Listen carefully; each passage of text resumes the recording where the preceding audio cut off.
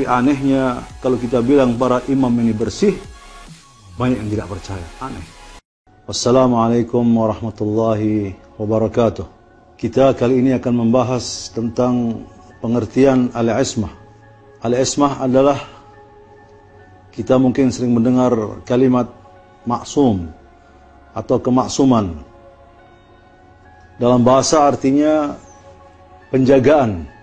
Al-ismah adalah penjagaan. Dalam istilah yang dikenal di kalangan kaum muslimin, bahwa Allah subhanahu wa ta'ala memberikan penjagaan kepada hamba-hambanya yang dipilih. Allah subhanahu wa ta'ala tidak hanya menciptakan manusia saja dan juga makhluk-makhluk yang lain, namun juga Allah memilih. وَرَبُّكَ يَخْلُقُ مَا يَشَاءُ وَيَخْتَارُ مَا كَانَ لَهُمُ الْخِيَرَةُ.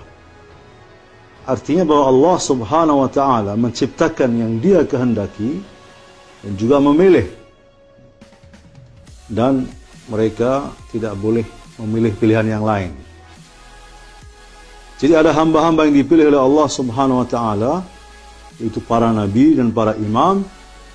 Inilah yang kemudian diberi penjagaan oleh Allah subhanahu wa ta'ala untuk tidak melakukan dosa, tidak melakukan hal-hal yang tercela, sehingga menyebabkan orang-orang berpaling dari dia, dan juga tidak mengajarkan sesuatu yang keliru, sesuatu yang menyesatkan.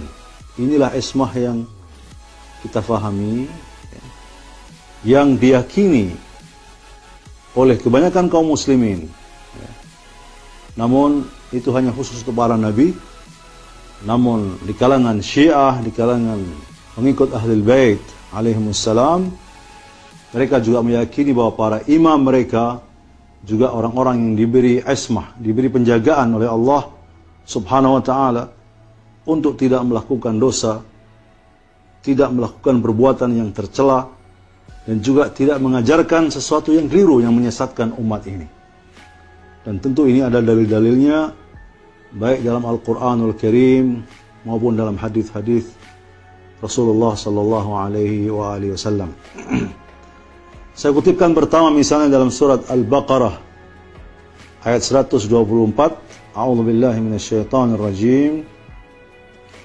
Wa idh ibtala Ibrahima rabbuhu bikalimatin fa'atammahunna. Qala inni ja'iluka lin-nasi imama. Qala wa min dhurriyyati. Qala la yanalu ahdi adh-dhalimin. Shadaqallahul aliyyul azim. Dalam ayat suci ini Allah subhanahu wa ta'ala berkata kepada Nabi Ibrahim alaihissalam bahwa setelah Allah menguji Ibrahim dengan berbagai ujian, dan Nabi Ibrahim alaihissalam lulus dalam ujian ini, berhasil melalui ujian ini dengan baik, Allah subhanahu wa ta'ala menegaskan, inni ja'iluka lin-nasi imama. Aku jadikan engkau imam bagi manusia. Lalu Nabi Ibrahim alaihissalam meminta, qala wa min dhurriyyati, dari keturunanku ya Allah, apakah juga engkau jadikan mereka sebagai imam? Allah menjawab, la yanalu ahdi al-zalimin. Artinya ahadku ini, Allah subhanahu wa ta'ala menyebut masalah imamah, masalah kepemimpinan, itu sebagai ahad dari Allah subhanahu wa ta'ala.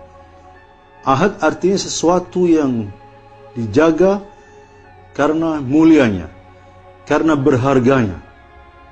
Itu adalah ahad. Imamah adalah ahad dari Allah subhanahu wa ta'ala, bukan dari manusia. Dan ahad dari Allah ini akan diberikan hanya kepada orang-orang yang tidak zalim. Artinya orang-orang yang tidak melakukan kezaliman sekecil apapun. Yang namanya zalim sekecil apapun tetap zalim. Ya. Bahkan kadang-kadang bukan satu dosa pun dikatakan zalim, ya. Misalnya katakanlah seseorang yang makan sambil berjalan, Masyarakat menganggap ini suatu perbuatan yang tidak pada tempatnya atau zalim. Padahal itu bukan merupakan dosa. Apalagi yang sudah nyata-nyata dosa, sesuatu yang tercela, ya. Jelas ini satu kezaliman. Jadi sekecil apapun yang namanya zalim adalah zalim. Dan Allah mengatakan bahwa imamah ini tidak akan diberikan oleh Allah kepada yang zalim. Berarti hanya diberikan kepada orang-orang yang tidak zalim, orang-orang yang maksum tadi, yang diberi penjagaan oleh Allah Subhanahu wa taala. Kemudian dalam surat An-Nisa ayat 59, Allah Subhanahu wa taala menegaskan, ya ayyuhalladzina amanu atiiullaha wa atiiur rasul wa ulil amri minkum. Wahai orang-orang yang beriman, taatlah kalian kepada Allah, kepada Rasul, dan kepada ulil amri minkum, kepada para pemimpin di antara kalian. Allah Subhanahu wa taala memerintahkan kepada kita untuk taat, ya. Taat secara mutlak di sini. Taatilah Allah, Rasul, dan para pemimpin ini. Ketaatan ini hanya boleh kepada yang tidak melakukan kesalahan, tidak melakukan dosa, tidak mengajarkan yang keliru. Ya. Apakah mungkin Allah Subhanahu wa taala memerintahkan kepada kita untuk taat kepada seseorang yang masih mungkin dia melakukan kesalahan, mungkin melakukan kekeliruan? Dalam sebuah hadis yang sangat terkenal, la ta'ata li makhluqin fi ma'siyatil khaliq, misalnya, tidak ada ketaatan, ya, kepada makhluk kalau itu berupa maksiat kepada Allah Subhanahu wa taala. Dalam ayat suci yang lain, dalam surat Ad-Dahr atau surat Al-Insan, Allah menegaskan, wala tuti' minhum athiman aw kafura. Jangan engkau taati orang yang berdosa maupun orang yang kufur. Jadi ketaatan hanya kepada orang yang tidak berdosa, yang tidak kufur. Karena itu kita meyakini bahwa pengganti Rasulullah, pemimpin setelah Rasulullah, ya, adalah Imam Ali bin Abi Thalib, kemudian Imam Hasan, Imam Hussein, Imam Ali Zainal Abidin, dan seterusnya sampai Imam Mahdi nanti, adalah orang-orang yang dipilih oleh Allah Subhanahu wa taala. Dan mereka adalah orang-orang yang maksum, artinya diberi penjagaan oleh Allah Subhanahu wa taala. Lebih tegasnya lagi disebutkan dalam surat Al-Ahzab ayat 33 yang berbunyi, a'udzubillahi minasyaitonir rajim, innama yuridullahu liyudhhiba 'ankum ar-rijsa ahlal bait wa yutahhirakum tathira. Sesungguhnya Allah berkehendak, hanya berkehendak untuk menghilangkan segala noda, segala kotoran dari kalian, wahai ahlul bait, dan mensucikan kalian sesuci-sucinya. Ahli-ahli tafsir, ahli-ahli hadis meriwayatkan, ahli-ahli sejarah menceritakan bahwa ayat ini turun untuk 5 orang. Untuk Rasulullah, untuk Siti Fatimah Az-Zahra, untuk Imam Ali, Imam Hasan, dan Imam Hussein. 5 orang inilah, ya, yang mendapatkan kemuliaan dari Allah Subhanahu wa taala dengan mendapatkan penjagaan, pensucian, ya, dihilangkan segala hal-hal yang tidak layak, noda, ya, mereka dijaga tidak sampai melakukan hal ini dengan turunnya ayat suci tadi. Dan sejarah juga menceritakan kepada kita bagaimana orang-orang ini memang tidak pernah melakukan kesalahan. Musuh-musuh mereka pun tidak menemukan ada kesalahan, ada aib, ada celah, ada hal-hal yang tidak patut yang mereka lakukan. Ya. Karena itu merekalah orang-orang yang layak, ya, untuk ditaati secara mutlak. Bukan orang-orang yang tidak dapat jaminan dari Allah Subhanahu wa taala.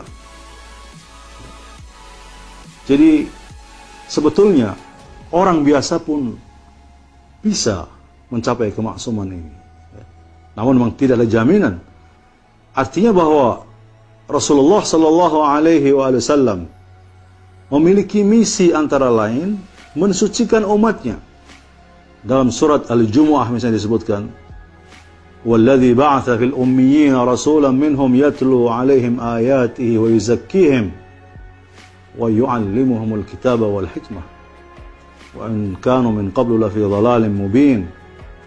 Artinya di sini yang perlu kita garis bawahi bahwa Allah mengutus Rasulnya, ya, itu untuk wa yuzakkihim, mensucikan mereka. Islam ini dengan segala aturan yang ada, berupa perintah dan larangan, itu ingin menjadikan manusia bersih, terjaga dari segala dosa, segala aib dan celah sekecil apapun. Bayangkan, dari mulai manusia belum lahir sudah diatur oleh Allah Subhanahu wa taala. Bagaimana cara meminang, bagaimana cara menikah, bagaimana kalau hamil dan seterusnya. Kalau lahir diadhani telinga kanannya, diikamati telinga kirinya, dikhitani, diakikai dan seterusnya supaya dia bersih. Tapi anehnya kalau kita bilang para imam ini bersih, banyak yang tidak percaya. Aneh. Harusnya orang biasa pun bersih percaya. Percaya dasarnya kita berbaik sangka. Tapi kalau para imam ini bersih, di samping tadi suatu yang bukan mustahil, ada jaminan dari Allah, ada keterangan dari Allah dan Rasulnya. Kenapa kita tidak percaya? Bukankah para imam ini yang disebutkan dalam hadis-hadis lain, mereka lah pendamping Al-Quran. Al-Quran, kitab yang suci, mesti didampingi oleh orang-orang yang suci. Inilah Ahlul Bait. Kalau Rasulullah, kita semua sepakat, kaum muslimin semua sepakat, beliau manusia suci. Apakah setelah Rasulullah tidak ada manusia-manusia suci? Nah, kaum muslimin sebagian mengatakan tidak ada. Tapi para pengikut Ahlul Bait mengatakan ada. Dan Allah Subhanahu wa taala tidak kikir. Allah Subhanahu wa taala tidak menyia-nyiakan hambanya yang bertakwa kepadanya. Allah Subhanahu wa taala tidak menyia-nyiakan hambanya yang saleh, diberi penjagaan oleh Allah Subhanahu wa taala. Bahkan di sebagian kalangan kaum muslimin, di kalangan ahlu sunnah wal jamaah meyakini sebagian para wali itu apalagi melakukan dosa, melakukan perbuatan makruh pun tidak. Walam yartakib adna makruh misalnya. Si fulan ini, wali ini, tidak pernah melakukan makruh yang sekecil apapun. Ya, apalagi dosa. Bagaimana pula dengan para imam Ahlul Bait yang terbukti mereka tidak pernah belajar dari orang lain. Tidak ada sejarahnya misalnya Imam Ali belajar dari si fulan, tidak. Hanya belajar dari Rasulullah. Imam Hasan hanya belajar dari Rasulullah, dari ayahnya, dari ibunya. Begitu pula Imam Hussein dan semua imam. Tidak pernah pergi ke sekolah orang lain. Tidak pernah ke madrasah orang lain. Tapi subhanallah tidak pernah ditanya apapun, lalu menjawab, la adri, tidak tahu. Tidak ada. Ya. Mereka dengan penjagaan dan ilmu dari Allah adalah orang-orang yang dipilih untuk dijadikan panutan, dijadikan pemimpin bagi umat ini. Karena itulah kita meyakini bahwa apabila kita mengikuti betul-betul para imam Ahlul Bait yang maksum ini, maka kita akan mendapatkan dengan jelas, dengan baik, ya, ajaran-ajaran yang dibawa oleh Rasulullah Sallallahu Alaihi Wasallam. Karena merekalah orang-orang yang layak meneruskan risalah yang dibawa oleh Rasulullah ini. Mereka lah orang-orang yang layak mendampingi Al-Quranul Karim dalam sebuah hadis yang sangat terkenal yang disebut hadis Ats-Tsaqalain. Rasulullah bersabda, inni tarikun fikum ats-tsaqalain ma in tamassaktum bihima lan tadillu ba'di abada, kitab Allah wa itrati ahli baiti. Aku tinggalkan kepada kalian dua bekal yang penting ini, yang apabila kalian berpegang teguh kepada keduanya, kalian tidak akan tersesat selamanya, Al-Quran dan keluargaku. Ya. Jadi mereka adalah pendamping Al-Quran yang wajib kita ikuti. Walhamdulillahi Rabbil Alamin. Wassalamualaikum warahmatullahi wabarakatuh.